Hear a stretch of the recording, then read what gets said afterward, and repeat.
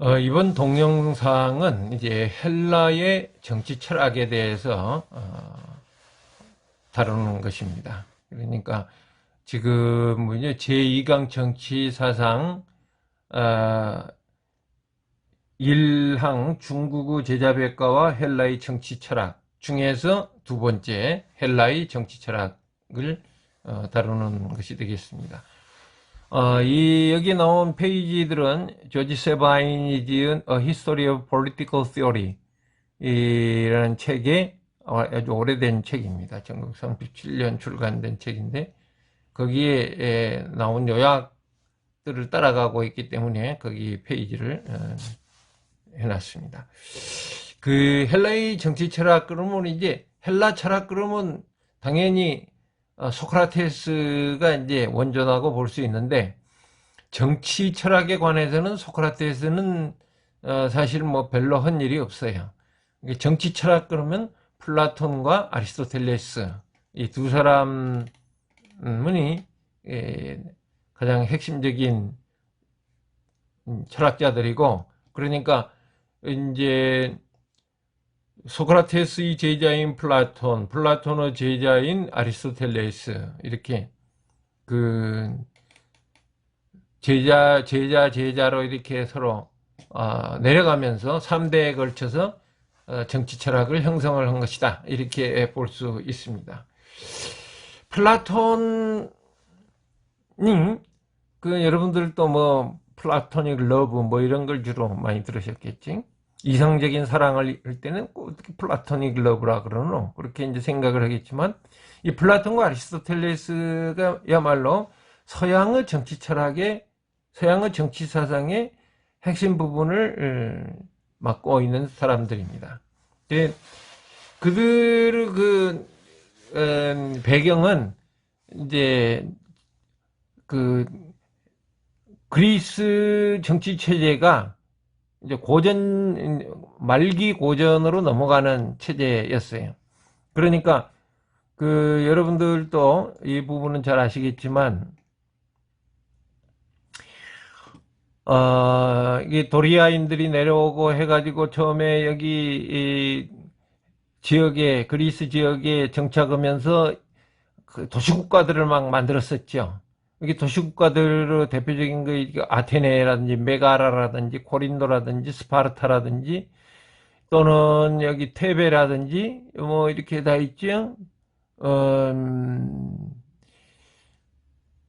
이 도시국가들이 점점 융성해져 가지고 이쪽 소아시아 지역을 공격한 것이 바로 트로이 전쟁이었습니다. 여기가 트로이가 있었죠. 이 트로이 전쟁이었는데 트로이 전쟁에서 승리하고 난 후에 이 그리스의 도시국가들은 이쪽 소아시아를 이루는 방대한 지역에 식민지를 건설을 해요. 이게 에페소스라든지 밀레투스 이런 게 다 그 식민지 도시국가들이죠. 이제 그래서 사실은 이 지역 전체가 그 헬라스라고 불리우는 그 공동체였다고 볼 수 있는데 국제 공동체인데 여기 이제 그 좀 복잡한 사정이 발생합니다. 이게 지금 페르시아 제국이 있죠. 이 페르시아 제국이 이쪽 소아시아와 중동을 다 석권한 뒤에 그 힘을 가지고 이 그리스로 침공을 합니다. 이렇게 넘어서 이게 비잔티움 역이 있네요. 넘어서 이렇게 침공을 하려는데 이 침공을 막아내는 그 과정이 제1차 페르시아 전쟁, 제2차 페르시아 전쟁, 1, 2차 페르시아 동맹에서 그리스가 승리합니다. 이 그리스 승리는 이제 뭡니까? 이 지중해 지역의 패권을 그리스 동맹국들이 장악하는 그런 결과를 초래하죠.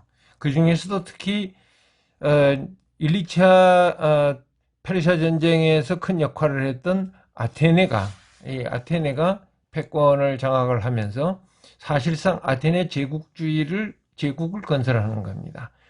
그 제국의 이름은 이제 델로스 동맹이라고 불렀는데, 이 델로스 동맹은 이 스파르타를 뺀 이 지역의 대부분의 국가들이 참여하도록 그렇게 강제하는 형태를 가지고 있었어요.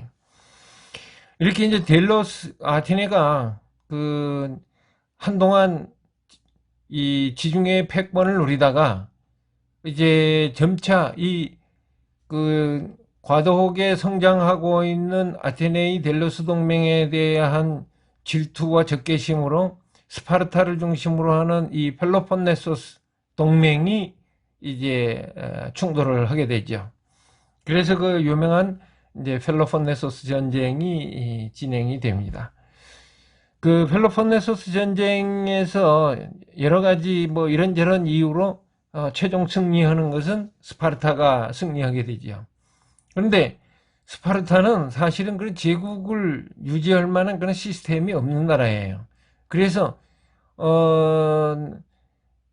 그 얼마 지나지 않아서 테베에 그 패배하고 패배하고 난뒤 테베는 또 권력을 유지하지 못하고 또 고린도에게 패배하고 이런, 그래서 이제부터서는 아주 그 물고 물리는 그러한 혼선이 발생을 하고 있습니다. 그때 이제 이것을 최종적으로 정리한 나라는 바로 여기 있는 펠라를 수도로 하고 있는 마케도니아죠. 이 마케도니아가 이제 최종적으로 지금 점령하기 직전의 세계를 지금 여기서는 보여주고 있습니다. 약 336년경 그 마케도니아의 필립 2세가 사망했을 때, 그리고 바로 이제 알렉산더가 그 왕으로 취임했을 때를 보여주는 그러한 도표라 이렇게 볼 수 있습니다. 이제 상황이 이렇게 됐다는 것은 사실은 지금까지 그 아테네 중심으로 그 발달해 왔던 이 헬라의 자부심이 이미 많이 붕괴됐다는 것을 뜻합니다. 펠로폰네소스 전쟁이 서로 자기들끼리 물고 뜯는 그 이전 투구가 되는 것부터서 벌써 이 헬라 문명의 역량이 극히 취약해졌다는 것을 보여주는 거죠. 물론 그 헬라 문명 자체는 알렉산더를 통해서 전 세계에 퍼지게 됐습니다만, 일단은 사상자적으로 본다면 이미 이제 아테네를 비롯한 그 헬라 문명은 지는 해에 속했다.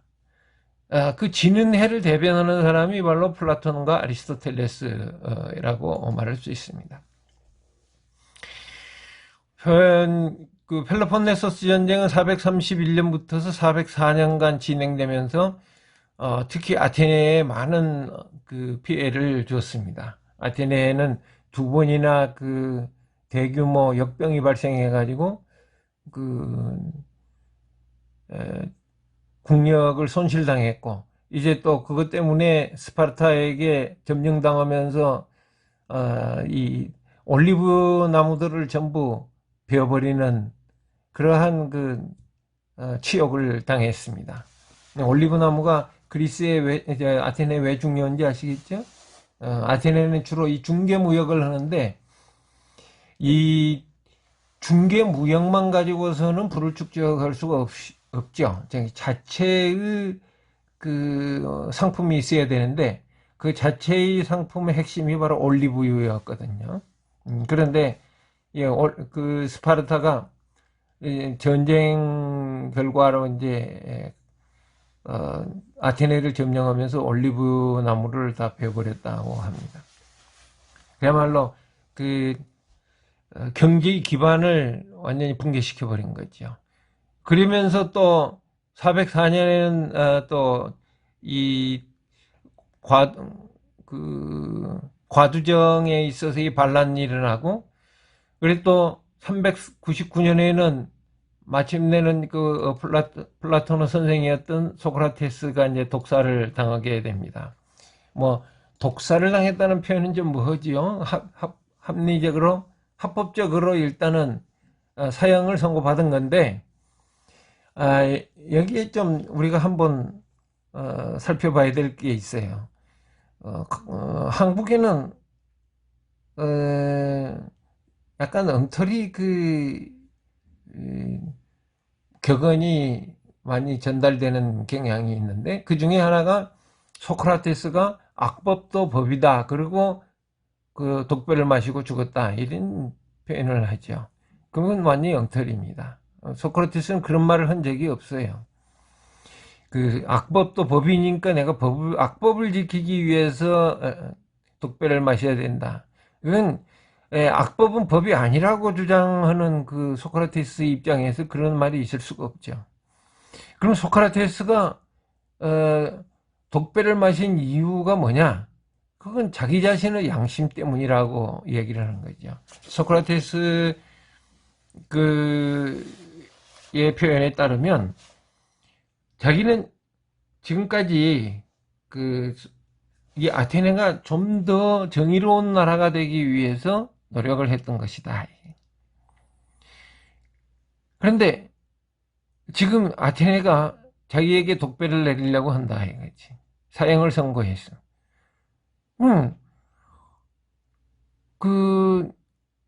이게 제자들이 아테네를 탈출해가지고 저기 뭐 다른 뭐 시라큐스라든지 다른 데로 갑시다 이렇게 이야기를 하는데, 자기는 지금 자기가 보기에는 이 아테네를 떠나서 다른 데로 간다는 것은 있을 수 없다 이게. 왜냐하면 아테네 말고 다른 나라는 아테네보다 더 지독한 독재정이고 그건 법이 없는 나라들이다.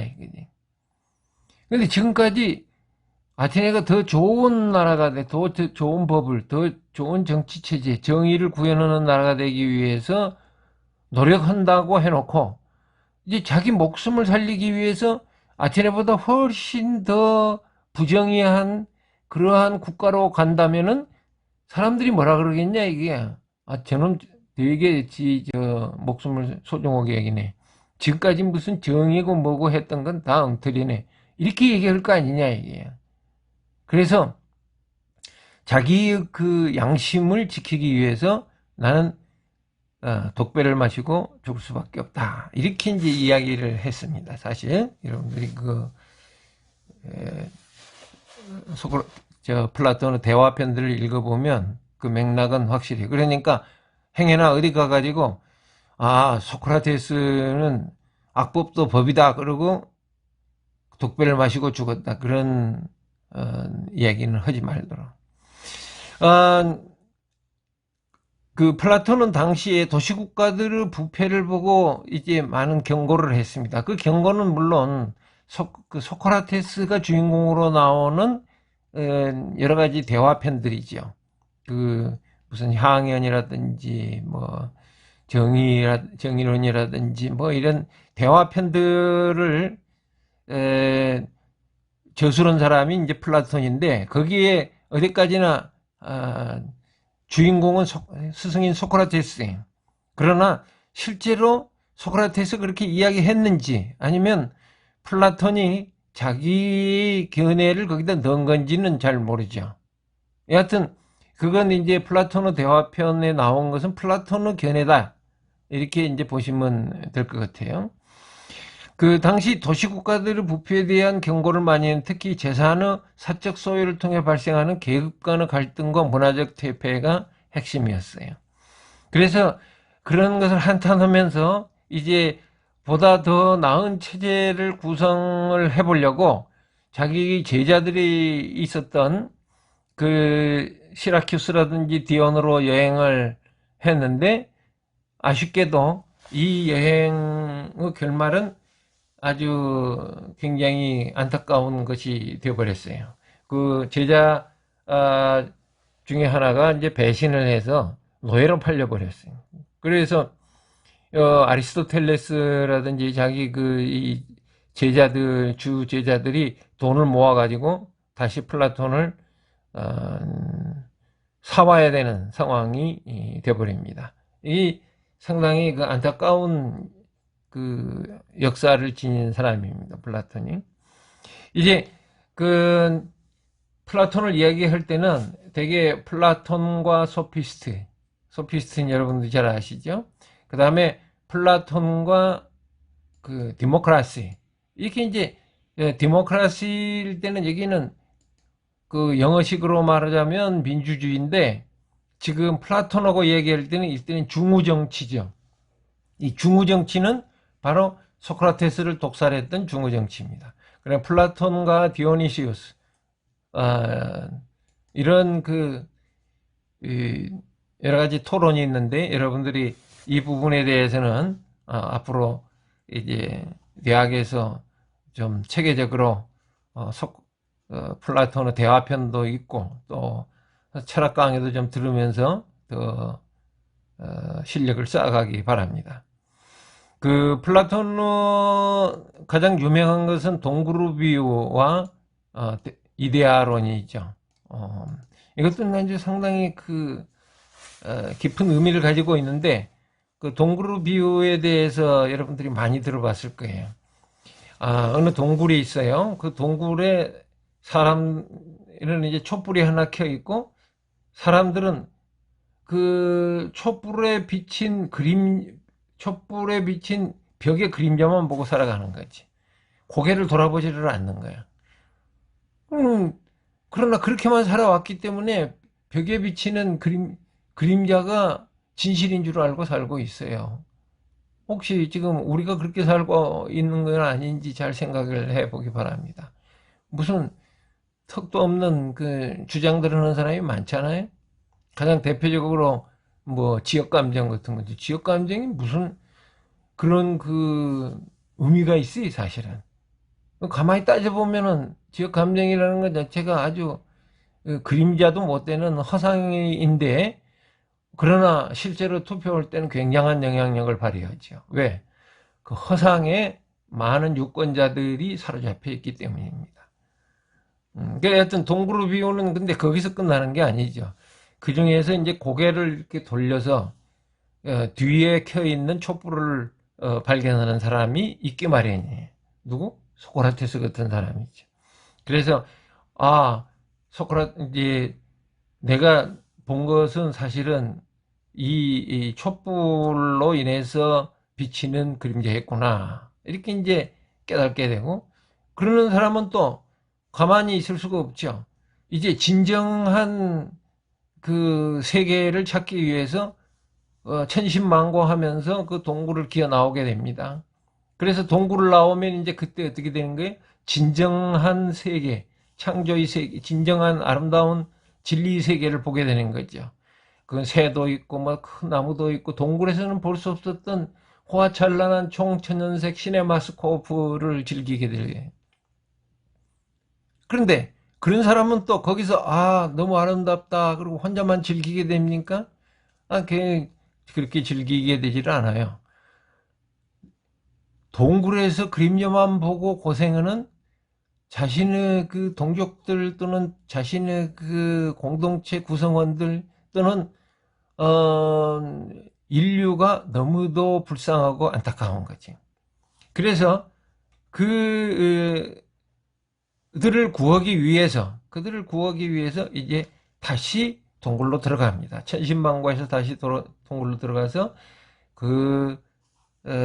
동굴의 벽에 비친 그림자를 보고 생활하는 사람들에게 고개를 돌려서 빛을 받아오. 저 밖에는 이러이러한 아름다운 것들이 있다. 그리고 이 얘기를 하게 되죠. 근데 그 사람은 죽어요. 왜 죽게 됩니까? 동굴에 비치는 그림자만 보고 하는 생활은 그 나름대로 하나의 시스템을 갖게 돼요. 그 공동체 내에서. 그래서 그 시스템을 지배하는 자가 나타나고, 그 지배자는 그 상황으로 많은 권력과 재물을 독점하게 됩니다. 그런데 이 밖에 나가서 아름다운 그 진리를 보고 들어온 이 사람이 이 사람의 말을 그 동굴에 있는 사람들이 따르게 되면 어떻게 되는 거죠? 그 사람은 그걸 다 잃게 돼요. 그 계급은 그 권력과 그 재물을 다 잃어버리게 됩니다. 상실하게 되니까 절대로 이 상황을 묵과할 수가 없는 거죠. 그래서 이 진리를 설파하는 사람을 젊은이들을 꼬드겨 가지고 이 체제를 붕괴시키려는 반역자라고 마침내 사형을 선고하는 거죠. 독배를 주는 거예요. 그가 누구예요? 소크라테스 아니에요. 그 동굴의 비유는 상당히 그 우리에게 의미심장하고 우리로 하여금 많은 것을 생각하게 만드는 비유입니다. 그리고 이제 기본적으로는 이데아론이죠. 그러니까 진정한 이데아의 세계가 있고 이 이데아를 반영한 것이 바로 우리 실제의 삶이다. 그러면 이제 철학자는 뭘 해야 돼? 그 이데아를 찾아가는 거지. 이데아를 추구하고 이데아를 찾아가는 것이 진정한 철학자의 임무다. 이렇게 이제 보고 있어요. 그것이 이제 선지식이네. 선한 지식이고 플라톤이 주장하는 세계는 선한 지식의 습득을 통한 조화로운 사회를 건설하는 것이다. 그 이제 이 조화로운 세계를 건설하는 것은 그렇게 어려운 게 아니라는 거예요. 뭐냐면 정확한 지식, 정확한 지식을 얻기만 하면 선한 것은 그것의 결과물로서 일어난다. 이렇게 보는 거죠. 그래서 이제 근데 현실은 뭐냐? 가진 자와 가지지 않는 자의 갈등, 그 다음에 분파적 이기주의, 이런 것들인데 이것을 극복함으로써 이 조화로운 사회가 건설된다는 것이 플라톤의 주장입니다. 그렇다 그러면 사유재산제를 개혁을 해서 이제 필요에 따라서 상호 필요에 따라서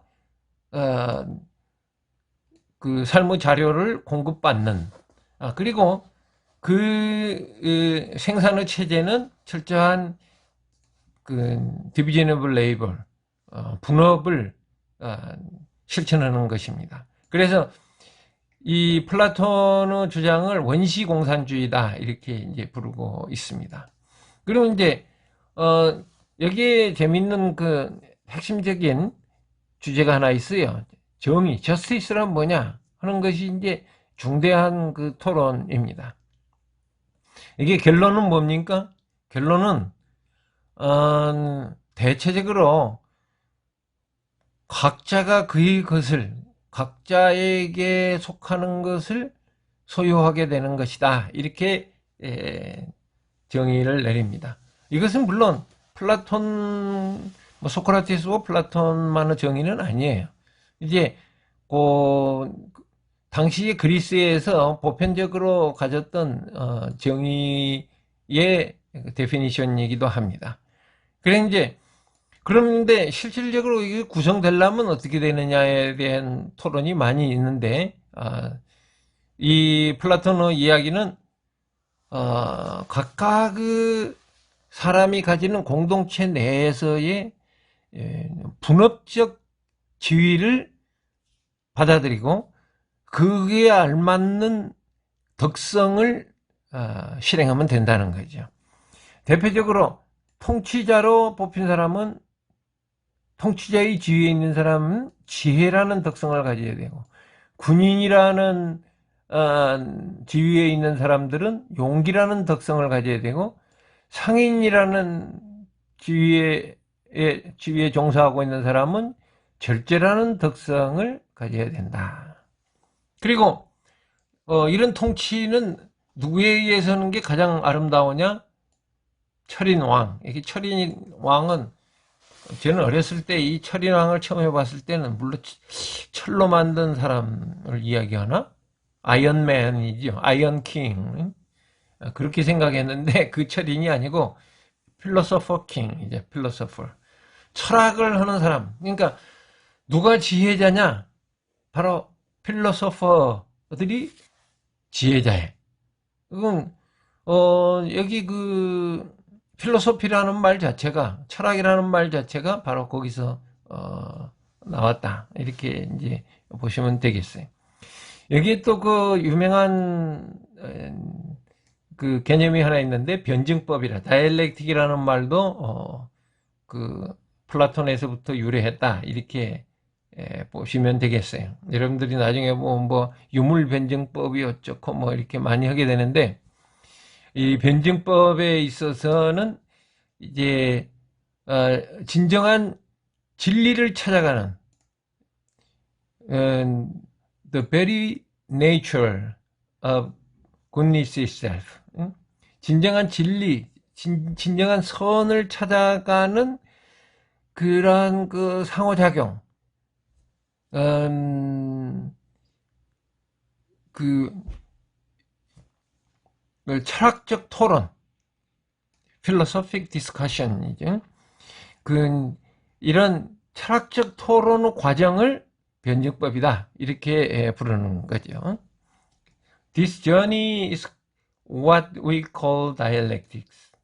그러니까 이 철학, 그 선을 찾아가는 철학적 과정인데, 이것을 변증법이다, 이렇게 이제 불렀는데, 이 변증법은 그 나중에 헤겔이라든지 마르크스에 이르러 가지고 보다 더 엄밀한 형태로 발전을 하게 됩니다. 그리고 플라톤 따라서 필로소퍼 킹을 원하는 거니까 군주제를 선호해요. 근데 군주제는 그 그리스에서는 다른 국가들은, 다른 도시들은 거의 다 이 민주제기였으니까, 특히 그 아테네가 민주제기였으니까 플라톤은 스파르타를 찬양합니다. 스파르타가 바로 이러한 그 정의를 구현하는 체제의 현실적인 모습이다, 이렇게 보고 있다는 것이죠. 이제 여기에 비해서 아리스토텔레스는 훨씬 더 현실적이다 볼 수 있습니다. 플라톤은 지금 보는 대로 굉장히 철학적인 차원에 집중되어 있고, 또 이상주의적이었어요. 너무 이상주의적이다가 노예가 됐지 않아요? 그런데 물론 많은 이론적인 기반은 닦았지만, 이 이론적인 기반들을 극복하고 보다 현실적인 정치학이라고 부를 만한 그 권력에 관한 학문을 연구한 것은 아리스토텔레스다, 이렇게 볼 수 있죠. 아리스토텔레스는 이제 플라톤의 제자이긴 한데 마케도니아 출신이어서 주로 이 마케도니아하고 관련을 많이 있었어요. 근데 지금 아까 그 표에서, 그림에서 본 것처럼 이미 마케도니아가 이 에게해 또는 그 그리스 지역의 패권을 지금 이제 장악하는 상황이어서 아리스토텔레스에게는 상당히 호의적인 그러한 상황이었다, 이렇게 이제 볼 수가 있습니다. 알렉산더의 스승으로 알려져 있고, 이제 158개의 도시국가의 헌법을 연구를 했어요. 이게 아주 참 대단한 겁니다. 이 당시에 이런 구체적이고 실증적인 연구를 할 생각을 했다는 것 자체가 대단히 뛰어난 학자였다, 이런 것을 볼 수가 있습니다. 여러분들도 잘 아는 그 육분류가 그래서 나오게 되는 겁니다. 지배 형태로 봐서.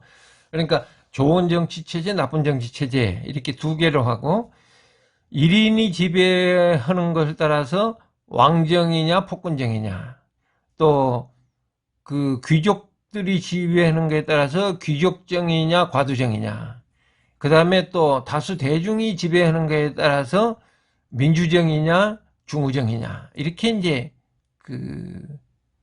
분류를 하는 것이 바로 이 158개 도시 국가의 헌법 연구를 하면서 나온 결과물이었다, 이렇게 봅니다. 그리고 아리스토텔레스는 이런 점에서 볼 때 역시 그 헌법을 헌법 헌정, 그러니까 헌법을 정해서 하는 그 통치가 가장 그래도 현실적이다 이렇게 보고 있어요. 헌법을 정해서 하는 통치가 가장 현실적이다. 왜냐하면 그 법의 통치를 할 거냐, 사람의 통치를 할 거냐 할 때 스승인 플라톤은 철인 왕에 의한 통치를 생각을 했어요. 그런데 아리스토텔레스가 보기에는 인간의 그 유한성으로 말미암아서 완벽한 통치를 할 수 있는 필로소퍼 킹은 불가능하다는 거지. 그보다는 좀 믿을만한 것은 인간의 이성으로 검토하고 구성한 헌법이라는 그러한 그 손에 잡힐 수 있는 체제를 가지고 객관적으로 진행하는 것이 훨씬 좋겠다는 결론이 되는 거죠. 그래서 이 헌정으로 이제 헌정에 대한 연구를 한 건데, 그래서 헌정에 대한 연구를 한 거예요. 이 헌법을 연구를 해보니까, 근데 여기서 헌법 연구다 그러면 현재의 헌법 연구를 생각하면 안 돼요. 지금 현재의 헌법 연구는 너무 그 법 조문에 매달려 있는 연구예요. 여기서의 헌법 연구는 사실은 그 158개 도시국가의 정치 체제를 연구했다. 이렇게 보면 됩니다. 정치 체제를 연구해 보니까 혼합정부가 제일 좋더라. 믹스드 이코노미가 제일 좋더라. 그건 광범위한 미들 클래스가 기반이 되어 있는 체제다. 거죠. 이펀통치 3요소를 강조를 했는데, 이펀통치 3요소, 가끔 시험에 잘 나오고, 이게 딱 좋잖아요. 하나, 둘, 셋이니까 사지선다행에서 이게 아리스토텔레스 이펀통치 3요소가 아닌 것은 해가지고 엉뚱한 거 하나만 딱 넣으면 되는 아주 시험 내기 좋은 겁니다. 처음에 이펀통치 3요소, 그러니까 무조건 헌정이라고 좋은 게 아니고, 이 헌정의 기반은 혼합정부. 즉 말하자면, 미들 클래스가 주도하는 그러한 정부가 돼야 되는데, 그게 어떤 정부냐, 이게. 첫째로, 공적인 이익을 위한 통치가 있어야 된다는 거지. 그 헌법에는 공적 이익을 위한 통치가, 제정되어 있어야 되고, 두 번째는 일반적 법률 제정과 준수를 통한 합법 통치가 진행돼야 되고, 세 번째는 복종할 의사가 있는 피지배자들에 대한 통치가 돼야 된다. 이런 거죠. 이것은 어디에서 이게 가능하냐 이거예요. 그러니까 이것은 이상이죠. 이제 이펀 통치의 이상인데 이것이 어떻게 가능하느냐? 중산층적 기반에 입각한 혼합정부라는 거예요. 여기 혼합정부 나왔죠? 바로 귀족정과 민주정을 어느 정도 혼합한 거다. 이렇게 볼 수가 있어요. 일단 영어로 내가 이렇게 이제 쭉 써놨지만, 아리스토텔레스가 중산층 기반한 혼합정부를 선호한 가장 큰 이유는 바로 중용과 평균이 항상 최고다. 현실적으로는 이게 최고다 하는 그러한 그 믿음에서 나온 것입니다. 그러니까 과도한 이상을 하게 되면은 그 결과물이 항상 안 좋더라는 거지. 그런 의미에서 이 중용과 평균이 가장 좋더라 이런 거예요. 그거를 이제 각 국구 정치를 조사하면서 그 구체적인 예를 발견을 했어요. 그 이제 바로 이 중산층 미들 클래스가 왜 이 가장 좋은 정치 체제를 가지게 되느냐, 이게 한마디로 여기에 딱 한마디가 아니군요. 두 마디. 여기 이렇게 했어요. 그 중산층인 왜 좋으냐? 그들은 가난한 사람들이 하는 것처럼 다른 사람들의 그 재산을 탐내지 않는다. 자기 재산이 있으니까. 그리고 또 다른 사람들처럼 그 가난한 사람들이 부자의 그 재산에 대해서 그 질투를 하는 것처럼 다른 사람의 재산을 가지고 질투를 하지 않는다. 그럼으로써 다른 사람들에게 대한 음모를 꾸미지 않는다. Neither plotting against the others. 또 그들 자신에 대해서도 음모를 꾸미지 않는다. 왜냐하면 그들은 위험으로부터서 자유롭게 살기 때문이라는 거예요. 위험으로부터 자유롭기 때문이에요. 자기 삶의 자료를 어느 정도 가지고 있기 때문에 그 아주 부자들처럼 다른 사람에게 이렇게 다른 사람을 멸시하지도 않고 또 가난한 병인들처럼 다른 사람들을 질투하지도 않고 그저 평화롭게 살아갈 수 있는 그러한 그 사람 그 계층이다 하는 거죠. 그래서 이제 여기 미들 클래스가 있는 이제 왜 그 정치 체제에 있어서 가장 좋은 형태가 중산층에 대한 것이냐 하는 중산층이라는 것을 이야기를 하고 그 다음에 그 중산층도 크면 클수록 더 좋은 정치 체제를 가질 수 있다 하는 것을 아리스토텔레스가 이야기를 했습니다. 우리 특히 한국 사회가 그 이 중산층 이론이 아직 약해요. 왜냐하면 너무 빨리 이렇게 그 서양의 이론을 수입하다 보니까 우리 체제가 가지는 특성과는 상관없이 그 이론에 휘둘리는 경향들이 많이 있어요. 그래서 한동안 뭐 중산층에 대한 비판적인 그 연구들만 많이 나왔는데 사실은 이 아리스토텔레스 이후로 전 세계를 통틀어 보면 이러한 중산층이 두터운 체제가 항상 성공을 했습니다. 그리고 이제 중산층이 약화되는 것을 보고 우리가 양극화가 진행된다고 얘기를 하죠. 이제 앞으로 그 더 양극화에 대한 토론을 진행하도록 하겠습니다. 지금 이 동영상 강의는 헬라의 정치 철학을 다루었습니다. 다음 시간에 또 더 진행해 보도록 하십시다.